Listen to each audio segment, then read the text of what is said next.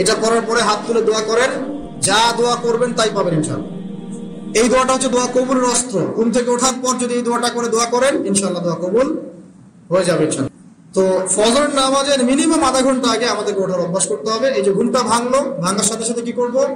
ভাঙার সাথে সাথে আল্লাহ শুকরিয়া, আলহামদুলিল্লাহিল্লাযী আহইয়ানা বা'দা মা আমাতানা ওয়া ইলাইহিন নুশুর। বাস, এই যে ইবাদত হয়ে গেল। এবার আপনি আরেকটা দোয়া পড়বেন, শিখে নেন। আপনি পড়বেন লা ইলাহা ইল্লাল্লাহ ওয়াহদাহু লা শারীকা লাহু লাহুল মুলকু ওয়া লাহুল হামদ ওয়া হুয়া আলা কুল্লি শাইইন কাদির সুবহানাল্লাহ আলহামদুলিল্লাহ ওয়া লা ইলাহা ইল্লাল্লাহ ওয়াল্লাহু আকবার লা হাওলা ওয়া লা কুওয়াতা ইল্লা বিল্লাহ আল্লাহুম্মা ইগফিরলি। এটা করার পরে হাত তুলে দোয়া করেন, যা দোয়া করবেন তাই পাবেন ইনশাআল্লাহ।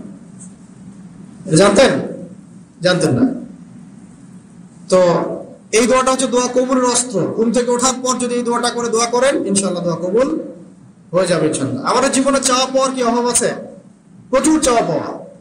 বৈধ চাওয়া পাওয়া গুলোকে পাওয়ার জন্য আল্লাহর সাথে সম্পর্ক করতে হয়, আর আল্লাহ পাকের সাথে সম্পর্কে কিছু ওসিলা মাধ্যম লাগে। এই দোয়াগুলো হলো মাধ্যম, আমলগুলো হচ্ছে মাধ্যম। তো আল্লাহ পাক যেমনটা বলেছেন ফাজকুরুনি আযকুরকুম ওয়াশকুরুলি ওয়া লা তাকফুরুন, তোমরা আমাকে স্মরণ করো আমিও তোমাদেরকে স্মরণ করব। আল্লাহ পাক তো এভাবে বলেছেন, যখন একজন মানুষ মনে মনে আমাকে ডাকে আমিও মনে মনে ওকে স্মরণ করি। মনে করেন আপনি মনে মনে আল্লাহকে বলছেন, আল্লাহ আমি অসুস্থ, আমাকে শিফা দাও, বা আমার রিজিকের টেনশন আছে, আমার রিজিকের টেনশন দূর করে দাও, আল্লাহ আমাকে হেফাজত করো, আল্লাহ আমাকে দিনের জ্ঞান দাও, তোমার আনুগত্য করার তৌফিক দাও। যে মনে মনে আপনি আল্লাহকে ডাকছেন, নিঃসন্দেহে ওই মুহূর্তে আল্লাহ পাক আপনাকে স্মরণ করছে। সাত আসমান ভেদ করে আরশের উপর থেকে আল্লাহ পাক আপনাকে স্মরণ করছেন। আল্লাহ পাক বলছেন, যখন একজন মানুষ জনসমুখে আল্লাহকে স্মরণ করে, যেমন আমরা এখন করছি, জনসমুখে সবার সামনে আল্লাহর কথা আলোচনা করছি, আল্লাহ পাক বলছেন আমিও তখন এর চেয়ে অনেক উত্তম জনসমাবেশে ওই বান্দাদের কথা স্মরণ করি। এই মুহূর্তে আল্লাহ পাক আমাদের কথা স্মরণ করছেন। আমাদের কোনো ফিলিংস আছে? আল্লাহ আমাদের কথা স্মরণ করছেন। ওই যে যুবক ছেলে বসে বসে ফোন টিপছে, কোনো ফিলিংস আছে? মানে মনস্তাত্ত্বিক ভাবে অন্তরে যখন নূর থাকে না, পাপ করতে করতে যখন অন্তরটা কলুষিত হয়ে যায়, কোনো ফিলিংস কাজ করে না। খুন করবে, কোনো ফিলিংস নাই। সুদ খাচ্ছে, কোনো ফিলিংস নাই। জেনা করছে ডেইলি, কোনো ফিলিংস নাই। দেখবেন ঘুষ নিচ্ছে, দুর্নীতি করছে, মানুষের সম্পদ আত্মসাৎ করছে, যারা বলবেন ফিলিংসও নাই আমি একটা পাপ করছি। কখন এরকম হয় জানেন?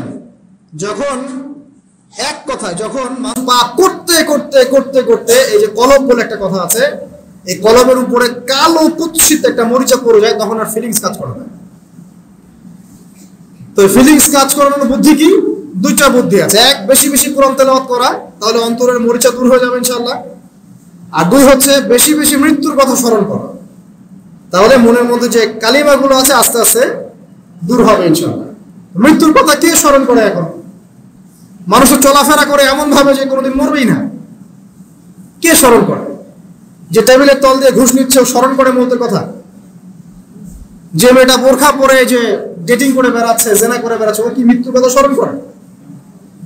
যে ছেলেটা এখনকার যুব সমাজের বেশিরভাগই মাদকের সাথে সম্পৃক্ত, গার্লফ্রেন্ড বয়ফ্রেন্ড অ্যাফেয়ার্সে আছে, হ্যাঁ,